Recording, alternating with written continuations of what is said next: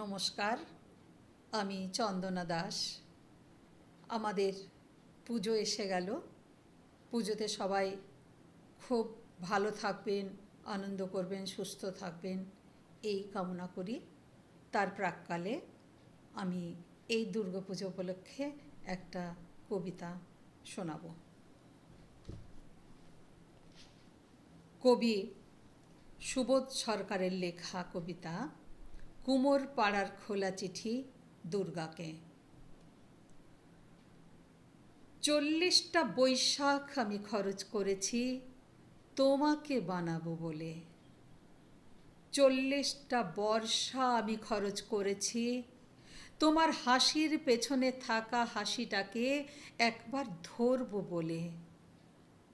40টা ফাল্গুন আমি খরচ করেছি তোমার গ্রীবার অহংকারকে একবার চুম্বন করব বলে।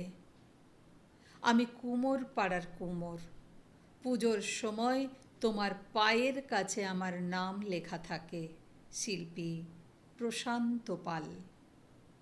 আমি প্রশান্ত নই, আমি অশান্ত নই, আমি সর্বশান্ত হয়েছি তোমাকে নির্মাণ করে। প্রথমে তুমি ছিলে আমার মেয়ে। বিচুলির জানু যখন ধীরে ধীরে হয়ে উঠল মাটির জাহ্নবী, বিচুলির স্তন যখন হয়ে উঠল পাথরের মতো সর্বভূত এসে সংস্থিতা, তোমার চোখ হয়ে উঠল আমার মেয়ের চোখ।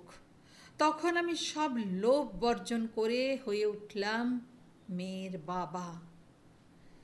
তোমার পিঠ বানাতে বানাতে, তোমার পিঠে মাটি দিতে দিতে আমি হয়ে উঠেছি তোমার গোপন প্রেমিক।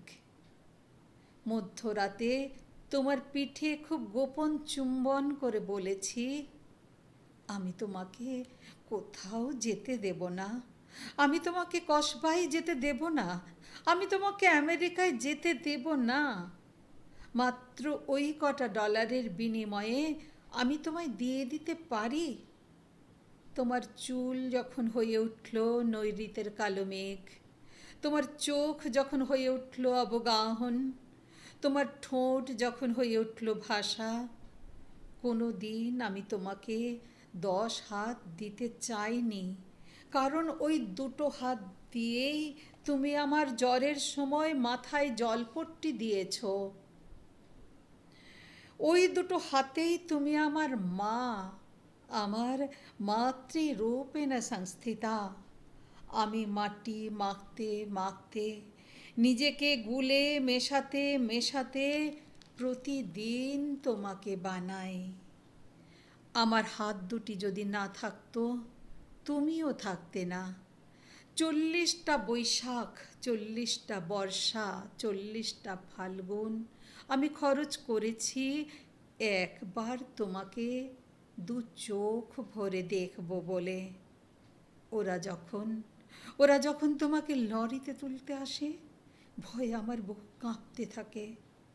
কোন বাবা পারে তার মেয়েকে লরিতে তুলে দিতে?